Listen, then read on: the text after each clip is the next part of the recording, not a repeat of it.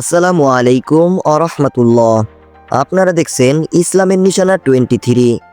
সব জল্পনা কল্পনার অবসান ঘটিয়ে অবশেষে ভেঙেই গেল জামায়াতের নেতৃত্বাধীন 11 দলীয় বিশাল নির্বাচনী জোটের দ্বিতীয় বৃহত্তম শক্তি ইসলামী আন্দোলন বাংলাদেশ বা চরমোনাই পীরের দল সাফ জানিয়ে দিয়েছে, তারা এই জোটে আর থাকছে না। কেন? শেষ মুহূর্তে এসে 80টি আসনের দাবিতে অনড় থাকলো হাত পাখা। মাওলানা মামুনুল হকের মধ্যস্থতা কেন ব্যর্থ হলো? আর চরমোনাই বেরিয়ে যাওয়ার পর এখন 10 দলীয় জোটের ভবিষ্যৎ কি? আজ আমরা তুলে ধরব পর্দার আড়ালের সেই সব তথ্য। তাই ভিডিওটি না টেনে শেষ পর্যন্ত আমাদের সাথেই থাকুন। প্রিয় দর্শক, গত এক সপ্তাহ ধরে দফায় দফায় বৈঠকের পর চূড়ান্ত হলো যে চরমোনাই পীর মুফতি সৈয়দ রেজাউল করিমের দল ইসলামী আন্দোলন বাংলাদেশ এককভাবে নির্বাচনে লড়বেন। ইসলামী আন্দোলন কমপক্ষে 80টি আসন দাবি করেছিল। জামায়াত প্রথমে 40টি আসন এবং পরে বাড়িয়ে 45টি আসন ছাড়ার প্রস্তাব দেয়। সাথে আরও 6 থেকে 7টি আসন উন্মুক্ত রাখার কথাও বলা হয়েছিল। কিন্তু 80টি আসনের দাবিতে অনড় ইসলামী আন্দোলন সেই প্রস্তাব ফিরিয়ে দেয়। দলটি দাবি করেছে দেশের 143টি আসনে তাদের জেতার মতো জনসমর্থন রয়েছে।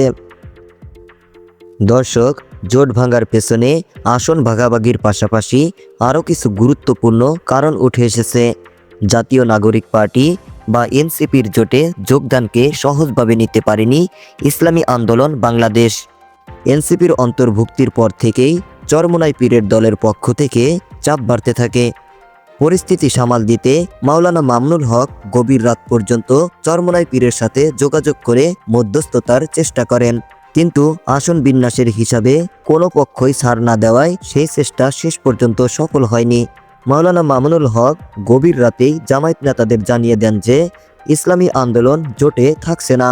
পরবর্তীতে মাওলানা মামুনুল হক সাংবাদিকদের জানান 15ই জানুয়ারি বৃহস্পতিবার রাত 8টার দিকে আরও একটি বৈঠক হওয়ার কথা রয়েছে। তারপরে জানানো হবে চূড়ান্ত সিদ্ধান্ত। তারা আশাবাদী যে 11 দলীয় জোটেই ঐক্যবদ্ধভাবে নির্বাচন করার। তবে জোটের বাকি শরিক দলগুলো এখনও জামাতের সাথে ঐক্যবদ্ধ থাকার প্রতিশ্রুতি দিয়েছে। ইসলামী আন্দোলন এরই মধ্যে 266 আসনে তাদের প্রার্থীদের মনোনয়নপত্র জমা দিয়েছে। তবে এখন পর্যন্ত ইসলামী আন্দোলন বাংলাদেশ আনুষ্ঠানিকভাবে জোট ছেড়ে যাওয়ার চূড়ান্ত সিদ্ধান্ত জানাননি।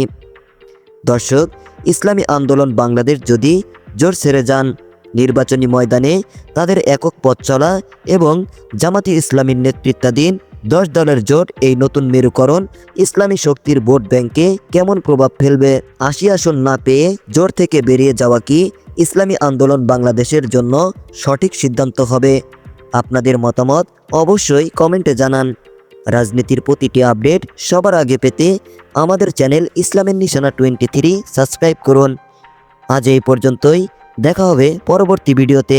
ততক্ষণ সুস্থ থাকুন, ভালো থাকুন এবং নিজের প্রতি খেয়াল রাখুন। আসসালামু আলাইকুম ওয়া রাহমাতুল্লাহি ওয়া বারাকাতুহু।